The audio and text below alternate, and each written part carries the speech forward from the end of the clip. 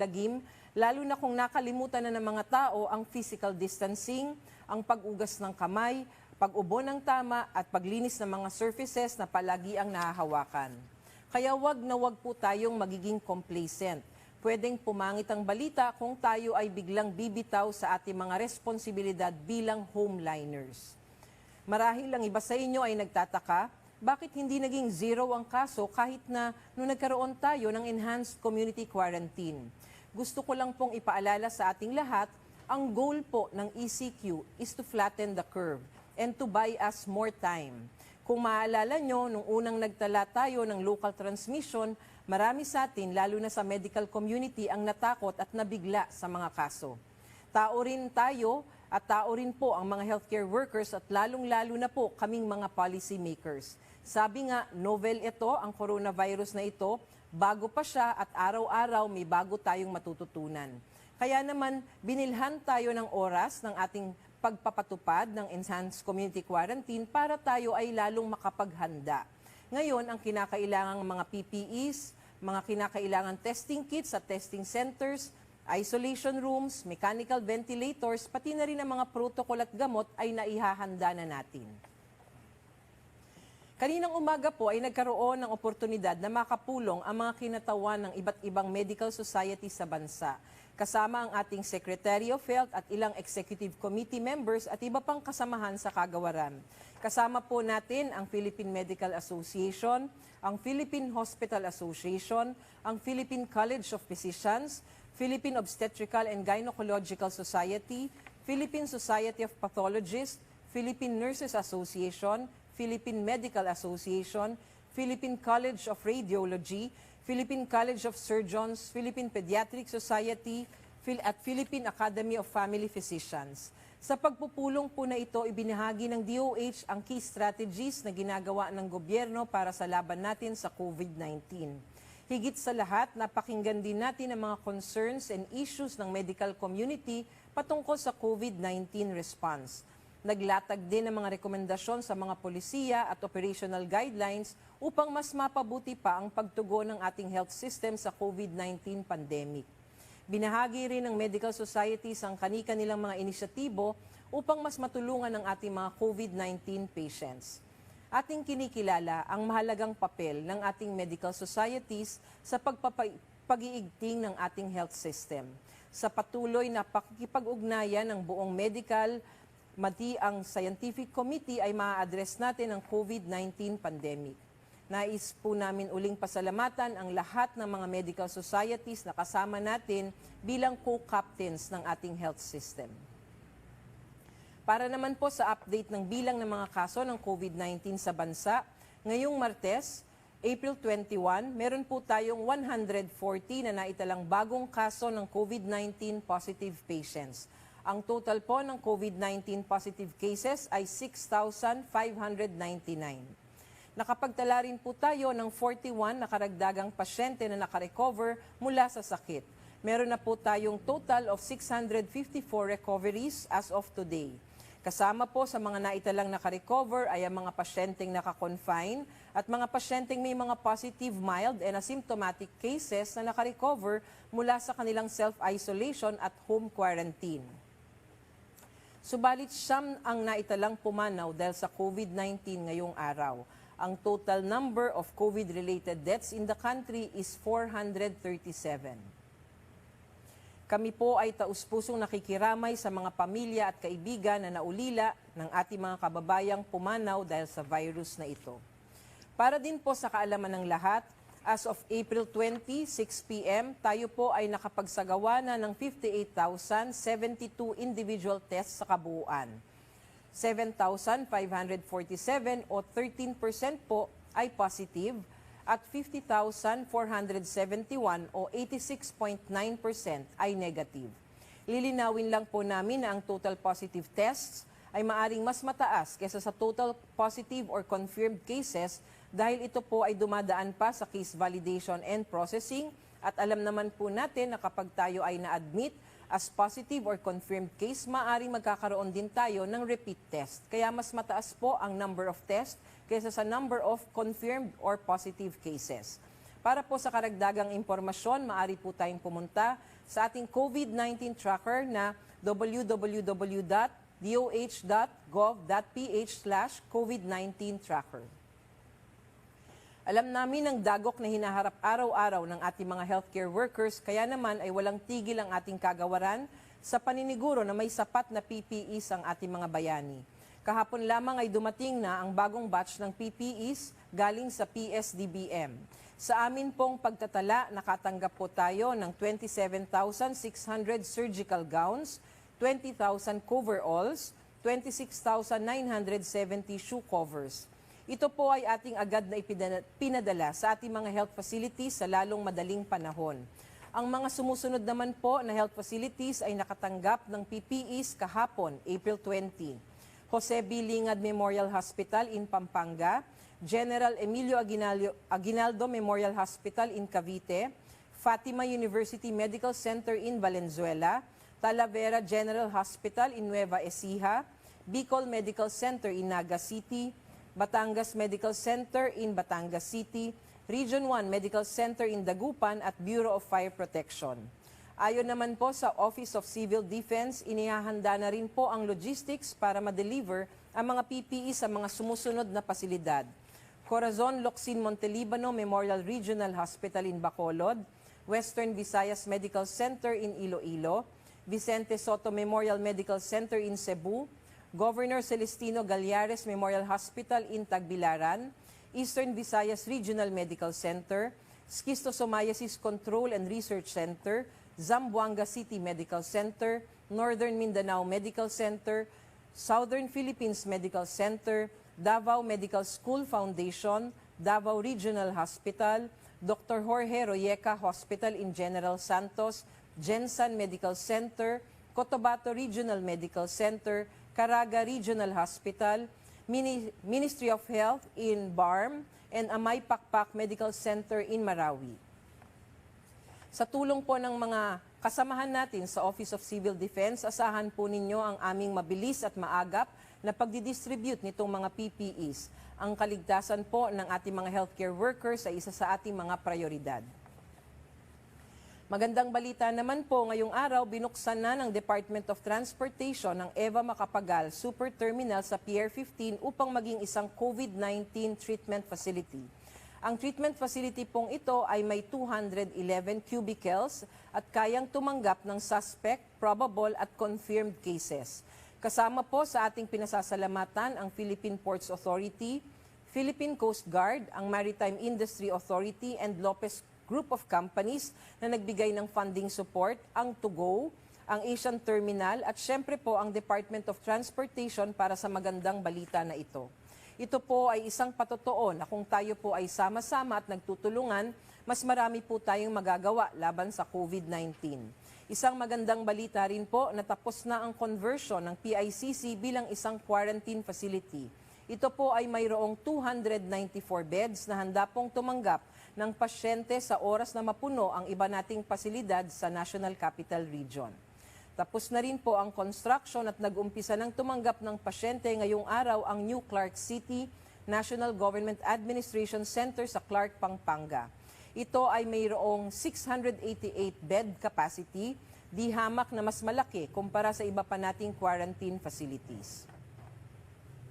Tungkol naman po sa bali-balita na sa ibang lugar na kapag namatay na ang pasyente ay tsaka lang po ito itetest. Hindi po ito nirerekomenda ng Department of Health. Gusto po namin ulitin ang kriteria para matest ng isang pasyente para sa COVID-19. Una, ang mga pasyenteng may malubhang mga simptomas at may history ng exposure o pagbiyahe sa bansang may local transmission. Pangalawa, ang mga pasyente o healthcare worker na mayroong mild na simptomas at sumasailalim sa ating vulnerable population. Pangatlo, mga pasyente or healthcare worker na may mild na simptomas at may history ng exposure or travel. At ang huli, ang mga pasyente or healthcare worker na walang simptomas ngunit may history of exposure or history of travel. Maganda po at mahalaga na maagang makuhanan ng sample para maitest dahil magagawa na rin natin ang early isolation. Isang pasyenteng may COVID lang ang kailangan upang kumalit ang sakit sa buong komunidad. lalo na kung siya ay may simptomas. So pinapaalalahanan po natin ang lahat, dapat po early detection and early isolation. Araw-araw po ay nadadagdagan ang ating datos tungkol sa COVID-19. Araw-araw ay may bagong kaso po tayong naitatala. Kasabay nito, tumataas din ang bilang ng mga nakaka-recover mula sa sakit. Alalahanin sana natin na ang mga bilang na ito ay hindi mga simpleng numero lamang. Ang katumbas ng bawat numerong na idadagdag araw-araw ay isang buhay na naaapektuhan ng COVID-19. Walang humiling na magkaroon ng COVID-19 at walang sino man ang nararapat na mahawa pa nito. Ngunit ang sakit na ito ay hindi namimili. Hindi nito sinusukat ang ating pagkatao. Mayaman man o mahirap, lalaki o babae, bata o matanda, kahit sino ay maaring dapuan ng sakit na ito. Kaya lahat tayo ay maaring dapuan ng sakit na ito. Ngunit kaya natin itong iwasan at sugpuin kung patuloy tayong magtutulungan at susundin ang ating mga paalala. Patuloy nating gagawin ang physical distancing, iwasan niyo po ang mass gatherings, palagi ang mag-ugas ng kamay, sundin ang cough etiquette o wastong pag-ubo, magsuot ng mask, manatili sa ating mga tahanan kasama ng ating pamilya upang masiguro natin na malusog at ligtas hindi lamang ang ating sarili, pati po ang buong komunidad. Gayon din ay nakikiusap ang ating kagawaran na magpakita naman po tayo ng malasakit at suporta sa ating mga healthcare workers at frontliners na araw-araw ay inilalaan ang kanilang buhay upang pangalagaan at protektahan ang ating mamamayan laban sa COVID-19. Ganon din para sa ating mga COVID-19 patients at survivors. Ang buong gobyerno ay naaalarma sa dumadaming reports ng diskriminasyon at harassment sa kanila. Kasama namin ang Department of Interior and Local Government sa panawagan at paghimok sa ating mga local chief executives na bilisan ang pagpapasa at pagpapatupad ng Anti-Discrimination Ordinance para matigil na ang mga ganitong insidente. Huwag po tayong magpapatalo sa takot. Huwag nating kamuhian o katakutan ang ating mga healthcare workers, ang ating mga COVID-19 patients at ang ating mga survivors. Maipapakita nawa natin ang ating malasakit at kalinga hindi lamang sa pagpalakpak o pagkanta sa social media, kung hindi ang pag-unawa, pakikipagkapwa-tao at pagbibigay ng lakas ng loob sa kanila. Dumako naman po tayo sa question and answer portion. Para naman po sa katanungan galing sa ating media partners, unahin ko pong sagutin ang mga tanong tungkol sa RITM. Tinatanong po ng ating mga kaibigan sa media na sila Cecil Morelia ng French News Agency, Jovi Key ng Philippine Daily Inquirer, Caroline Bonkin ng CNN Philippines at Claudette Mocon ng Siriaco, kung ano daw po ang updates at mga aksyon ng kagawaran tungkol sa RITM at kung ano naman daw po ang magiging epekto nito sa pagsasagawa ng mga test. Kinukumpirma po namin na 43 po sa mga staff ng RITM ay kumpirmadong positibo sa COVID-19. 2 po sa kanila ay may edad na 60 taon at pataas, ibig sabihin more than 60 years old. Patuloy po ang testing at contact tracing upang matukoy natin ang source ng COVID infection sa RITM.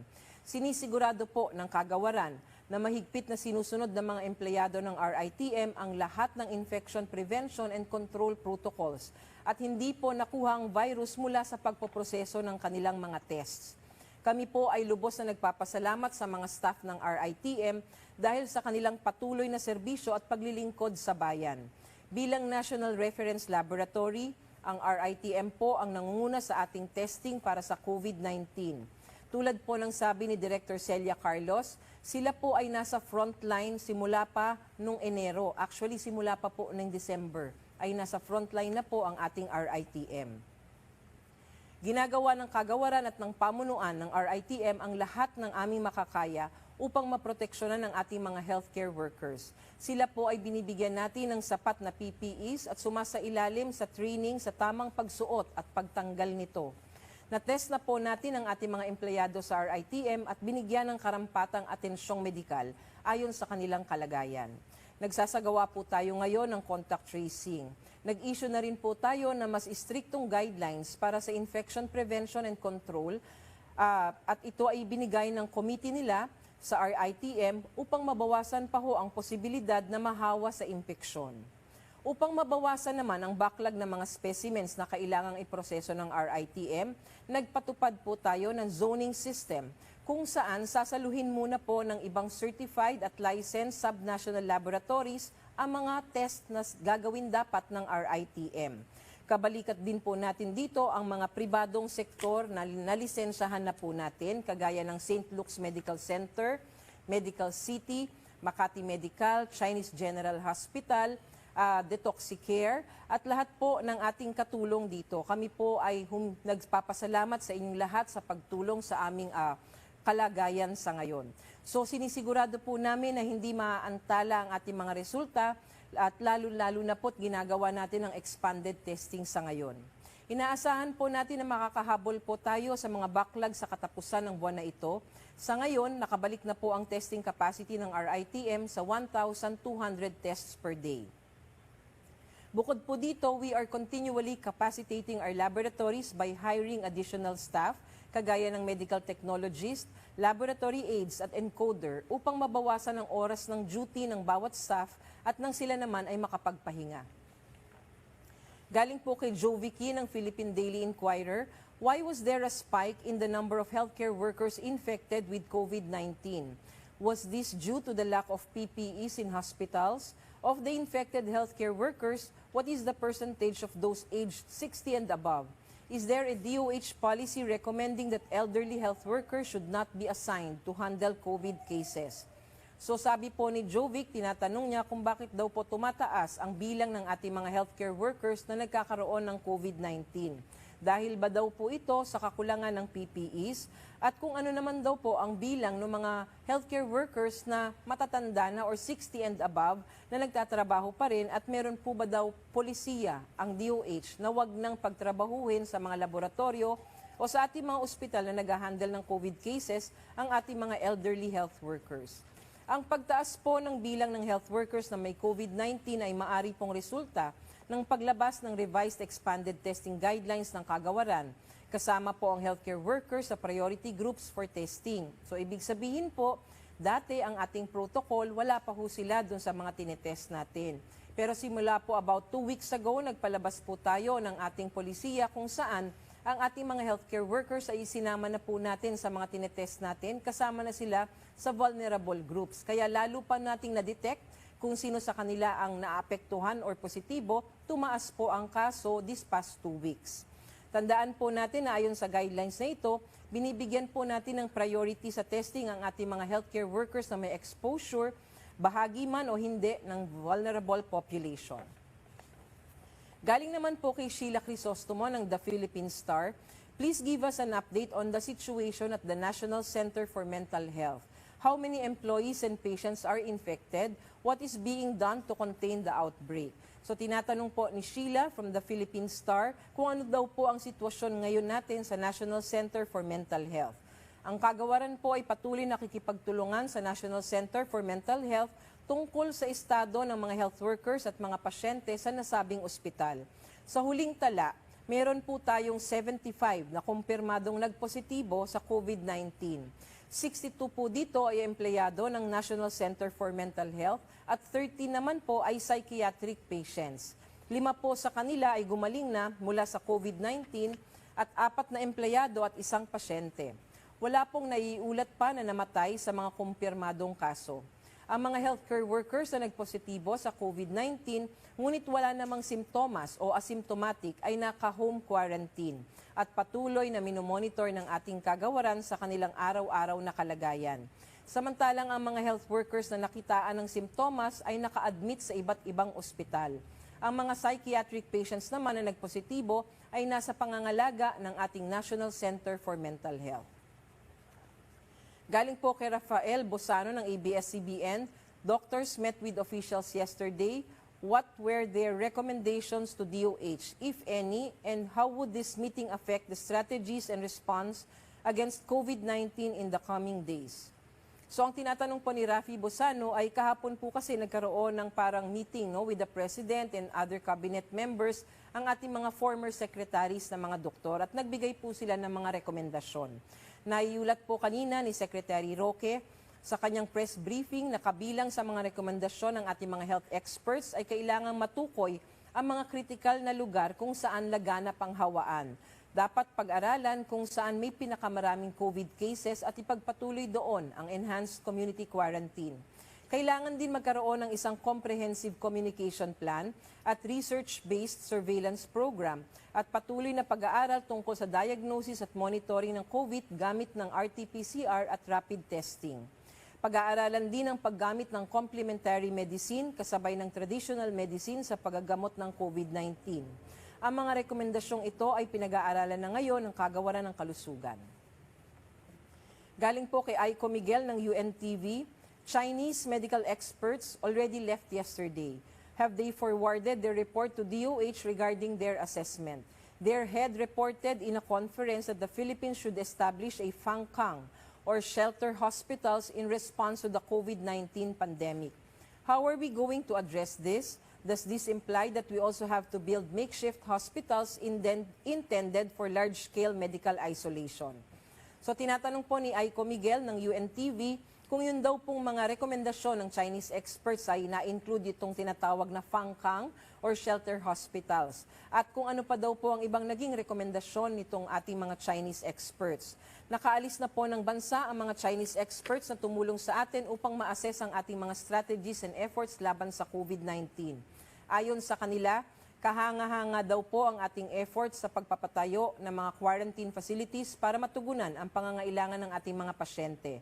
Napansin din po nila na tama po ang mga napili nating lokasyon ng mga pasilidad dahil sinisiguro nating isolated ang kinakatayuan ng mga quarantine facilities natin. Ang ating case definition ay nag-improve dahil sa pag-adapt natin sa bagong klasifikasyon. Napansin din po nila ang ating pagpupursige na pataasin ang ating daily testing capacity, maging ang paggamit natin at pagsunod sa unified at standard protocol ng paggamot sa ating mga pasyente. Meron po silang mga rekomendasyon tungkol sa isolation, tungkol sa detection, maging sa pagpapalawig ng communication channels. Seryoso po ang Department of Health sa bawat rekomendasyon na ibinigay ng mga experts. Ito po ay i-endorso po namin sa aming mga technical offices upang magawan ng policy actions and recommendations. Nakadepende po ang kaligtasan natin sa ating lahat. Tayo po ay mga frontliners din laban na ito. Ang ating health system po ang ating second line of defense na sasalo po pag nagkaroon tayo ng COVID-19. Kaya't inaanyayahan po namin kayong lahat, tayo po ay magtulungan sa pagsugpo ng COVID-19. Mariin po naming pinapaalala na ugaliing mag-fact check, tumingin tayo sa verified at legitimate sources at siguraduhin tamang impormasyon bago nyo i-share. Hindi po kailangan ng fake news ngayon. Tandaan po natin na buhay at kaligtasan ang nakasalalay sa bawat click at share natin sa social media. Maging mas maingat sa pagpapakalat ng impormasyon, lalong-lalo na sa ganitong panahon. Maaari niyo pong tawagan ang 24/7 hotline upang isangguni ang sino mang nagkakalat ng maling impormasyon. Tumawag po lamang sa numerong 02894-COVID o sa 1555. Uulitin po natin 02894-COVID o sa 1555. Libre po ito para sa lahat ng ating subscribers. Para rin po sa karagdagang impormasyon at mga updates sa mga susunod na araw, pumunta lamang po sa Facebook page ng DOH o di kaya sa DOH Viber Community at subaybayan po natin ang araw-araw nating Beat COVID-19 Virtual Presser. Tuloy-tuloy pa rin po ang operasyon ng Kagawaran ng Kalusugan. Shout out po tayo uli sa lahat ng ating mga frontliners, ang ating mga doktor, ang ating mga nurse, mga midwives, medical technologists at healthcare professionals, maging ang ating mga security guards, utility services, sanitation companies, delivery crew, supermarket staff, barangay health workers at barangay councils, at sa ating mga kasamahan sa Bureau of Quarantine, maging sa Bureau of Immigration, maraming salamat po sa pag-aalaga sa ating mga mamamayan. Maraming salamat po sa inyong serbisyo, sa inyo pong lahat, saludo po kami. Gusto ko rin pong kamustahin ang ating mga lolo, ang ating mga lola, nanay, tatay, mga apo, mga kapatid, mga anak. Konting tiis na lang po, manatili lamang po tayo sa bahay at sama-sama po nating labanan ang COVID-19. Mag-ingat po tayong lahat, tandaan, together we can beat COVID-19.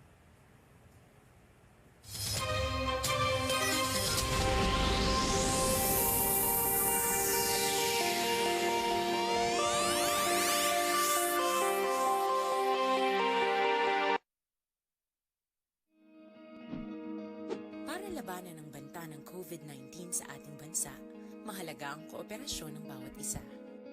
Ang pananatili sa loob ng bahay